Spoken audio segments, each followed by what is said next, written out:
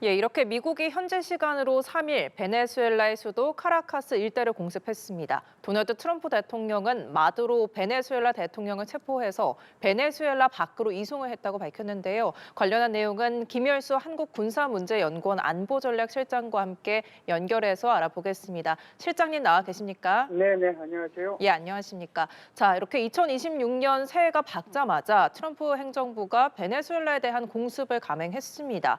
마약이 이유라고는 하지만 단순히 그 이유만 있는 거 아닌 것 같거든요. 좌파 정권 교체 또는 중남미에서 중국 영향력 차단이라는 분석이 나오고 있죠.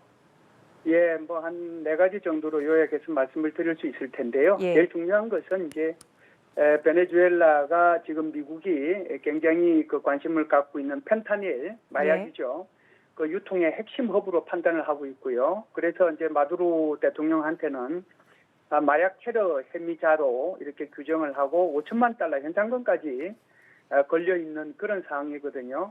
그래서 국제적 마약 범죄 조직은 끝까지 소탕하겠다라고 하는 것이 첫 번째 이유였고요. 예. 두 번째는 지금 이제 우리 앵커님 말씀하신 것처럼 사실상 베네수엘라가 미국과 이렇게 좀 멀어지면서 중국, 러시아 그리고 이란이 여기에 이제 교두보를 확보를 하고 있거든요.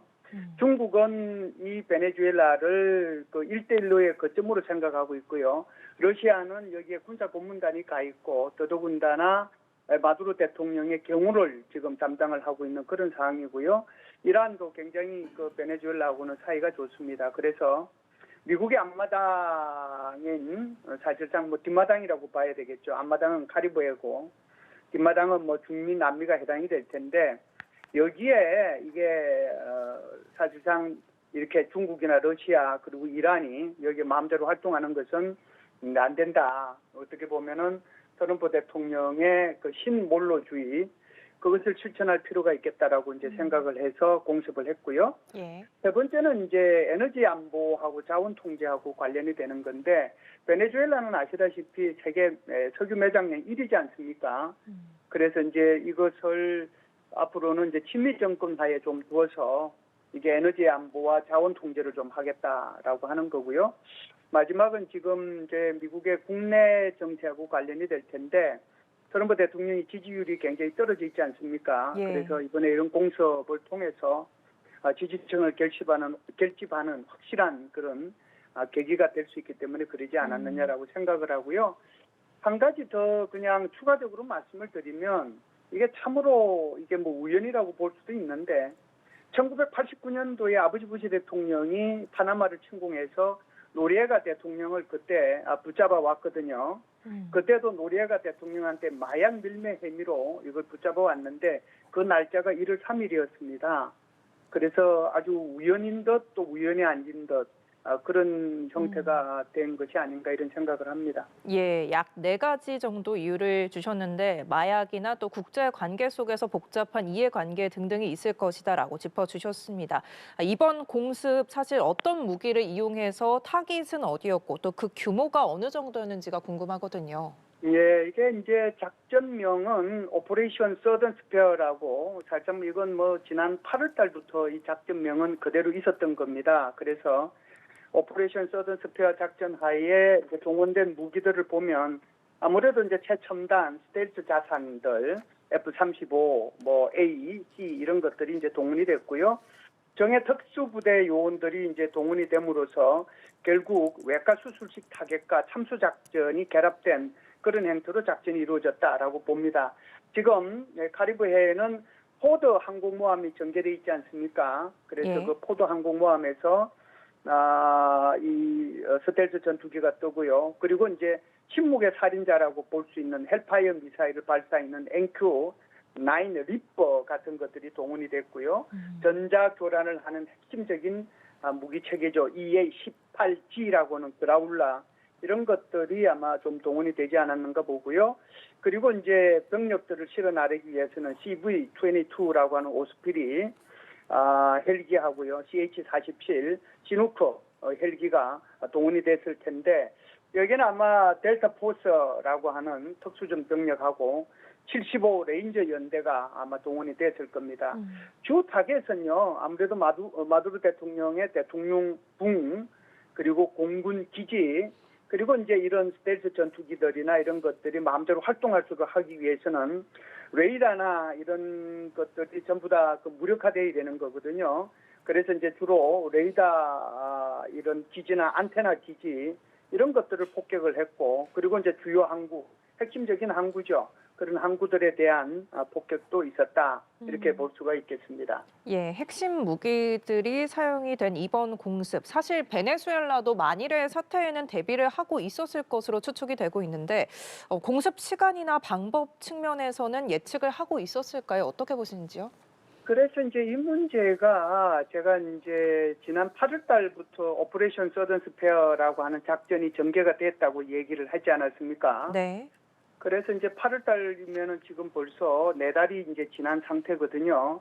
그래서 이제 그 8월 달에 이제 오퍼레이션 서던 스페어를 하겠다라고 하면서 카리브해 해에 미국의 이제 전력을 집결시키기 시작을 하고 특수부대나 또는 이제 포도 항공모함도 전개시키겠단 말이죠. 그런데 계속해서 이제 무슨 작전을 할 것처럼 이제 미국이 얘기를 하고 있었는데 결국은 경계를 했다가 경계를 이게 4달 동안 계속 경계를 할 수 있는 건 아니잖아요. 그렇기 네. 때문에 오히려 양치기 소년 이런 전략에 의해서 경계심이 좀 마비된 게 아닌가 이런 것이 첫 번째고요. 두 번째는 이제 미국의 고도화된 청동격서 정보전이라고 볼 수 있는데 사실상 지난번 11월 말에 트럼프 대통령이 직접 마두로 대통령한테 전화를 해가지고 카타르로 망명을 해라. 11월 28일까지 이게 이제 최고 통첩일까지 얘기까지 다 해줬거든요. 그럼에도 불구하고 사실상 11월 28일이 지나고 12월이 지났는데도 아무 일이 없으니까 이게 또 청동격서의 문제가 있었지 않느냐라고 보고요. 또 12월 말에도 CIA가 이 베네수엘라의 마약 부두를 드론으로 공격을 했는데 이때 공격했을 때도 미국에서 이렇게 얘기했습니다. 이건 군부대가 직접적으로 작전을 한 게 아니고 정보기관에 의해서 제한된 작전을 한 거다. 그 정도로 이제 얘기를 하니까 또 베네수엘라 입장에서는 마음을 좀 이제 풀어 놓았죠. 세 번째는 이제 이게 러시아하고 이란이 이제 제공했던 어떤 정보 자산이라고 볼 수 있는데 가장 컸던 것이 이제 대공 미사일이라고 하는 S-300 레이더망인데요. 예. 그 레이더망이 이제 러시아가 제공해 준 거거든요. 이것이 완전히 이제 무력화됐고요. 결정적인 것은 아무래도 휴멘터, 그러니까 인간에 의한 이제 정보 수집, 내부의 배신자 이런 것들이 결합됨으로써 전략적 기습이 성공한 게 아닌가.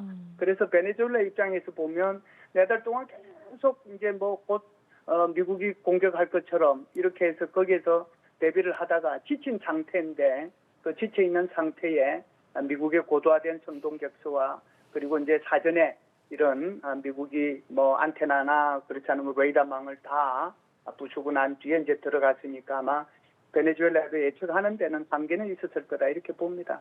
예, 알겠습니다. 또 트럼프 대통령이 긴급 성명을 냈습니다. 트루스 소셜을 통해서 이번 공습을 성공적으로 수행했다라고 밝히면서 마두로 대통령 부부를 체포를 해서 베네수엘라 밖으로 이송 중이다 이렇게 밝혔거든요. 사실 이게 정말 사실이라면 이런 과정이 어떻게 실행이 가능했는지도 궁금하거든요. 실행이 가능했던 것은 철저한 준비가 있었다라고 하는 거죠. 제가 이제 서두에 말씀을 드렸다시피 오퍼레이션 서던 스페어를 8월 달부터 준비를 했으니까 4개월 동안 어떻게 하면 전면전을 이렇게 벌이지 않고 완전히 외과수술식 공격과 이런 외과수술식 공격을 통해 가지고 어떻게 하면은 이거 참수 작전을 마무리할 건가? 거기에 대한 이제 굉장히 전략적이고 전술적인 고민들을 저는 많이 해왔다고 그렇게 생각을 합니다. 그렇기 때문에 이제 거기에 따라서 여러 가지 준비를 한 상태에서 미국의 특수부대가 들어가서 마두로 부부를 이렇게 체포한 게 아닌가 이렇게 보고요. 지금 이제 마두로 부부가 국외로 이제 이송을 했다라고 그러는데 제가 볼 때는 미국으로 압송해 오고 있는 게 아닌가. 그렇다라고 하면은 이게 1989년도 미국이 파나마를 침공해서 노리에가를 이렇게 체포해가지고 미국으로 데려온 그 작전하고 똑같은 제2의 뭐라고 할까요? 파나마 침공 또는 제2의 노리에가 작전 이렇게 볼 수가 있겠습니다. 예, 사실 베네수엘라 대통령이 대통령 부부의 생존 여부와 위치를 밝히라고 촉구를 한 가운데 국제법 위반 논란이 일고 있는데요. 또 우리 시간으로 내일 오전 1시에 트럼프 대통령이 기자회견을 할 예정입니다. 이 기자회견에서 어떤 내용을 밝힐까요? 이제 지금 뭐 우리 시간 9시니까 한 뭐 3시간 정도 있으면은 이제 발표한다는 거잖아요. 네. 그래서 아마 제가 볼 때는 오퍼레이션 서든 스페어라고 하는 작전이 성공적으로 이루어졌고 마두로 대통령 부부는 아마 미국으로 이송을 완료했다라고 얘기할 거고요. 예. 아무래도 미국으로 이송 완료한 걸 보고 나서 발표를 할 것이기 때문에 그래서 제가 볼 때는 미국 현지 시간으로 11시로 잡고 그 시간을 한국으로 따지면은 새벽 1시가 되지 않느냐라고 보고요. 그리고 이제 베네수엘라가 뭐 임시정부가 들어서서 안정을 되찾기를 뭐 바란다. 그 정도가 핵심이지 않을까요? 네, 알겠습니다. 또 베네수엘라 정부 차원에서 대응은 유엔 안전보장이사회 등의 국제기구에 미국의 공습을 규탄하는 항의서를 제출할 예정이라고 합니다. 자, 이란과 러시아는 미국의 공습을 규탄했고요. 이런 상황 속에서 중국의 반응도 궁금하거든요. 그렇습니다. 지금 뭐라고 할까요? 지금 러시아 같은 경우는 아주 격한 반응을 하고 있는데요. 러시아 같은 경우에는 군사적 지원 가능성도 암시도 하고 격앙된 반응을 보이고 있습니다. 또 이제 이란 같은 경우에는 이것이 국제법과 유엔 헌장을 정면으로 위반하는 거다. 그리고 국가 주권과 안보를 심각하게 침해하는 거다. 사실상 마약 소탕을 내세운 것은 내정 간섭에 불과하다. 죄송합니다. 제가 말씀을 잘못 드렸는데요. 예. 러시아는 이제 군사적 지원 가능성을 암시하고 격앙된 반응을 보였고요. 예. 중국의 공식 입장은 이렇습니다. 국제법과 유엔 헌장을 정면으로 위반하고 베네수엘라의 국가 주권과 안보를 심각하게 침해했다. 마약 소탕을 미국이 내세운 것은 이것은 내정 간섭의 부실에 불과하다. 굉장히 비판적인 것 같지만 그러나 중국이 이 대변인 성명의 뒷부분이 중요한데 중국이 이렇게 얘기를 했어요. 해당 당사국들이 이성을 유지하고 대화를 통해서 정치적 해결책을 찾기를 희망한다. 이렇게 얘기를 했거든요. 네. 왜 그러냐면 중국 같은 경우에는 지금 베네수엘라가 1대1로의 거점인과 동시에 거기에 중국 자본이 엄청나게 정유시설에 투입이 돼 있고 인프라에 투입이 돼 있거든요. 그래서 이런 것들이 파괴되는 것에 대해서 굉장히 극도로 이제 민감한 것이 중국일 수밖에 없는데 그렇다라고 하면 이 마두로 정부를 이렇게 이제 계속 옹호하기보다는 앞으로 들어서게 될 마두 정부와의 관계 설정도 고민해야 되는 문제거든요. 그래서 미국과의 어떤 완전한 대결보다는 외교적 신뢰를 찾는 쪽으로 중국이 움직이고 있지 않는가 이렇게 저는 봅니다. 네, 알겠습니다. 중국의 반응까지 살펴봤습니다. 자, 미국이 현지 시간 3일 베네수엘라 수도 카라카스 일대를 공습했는데요. 관련한 내용 김열수 실장과 함께 알아봤습니다. 오늘 말씀 고맙습니다. 감사합니다.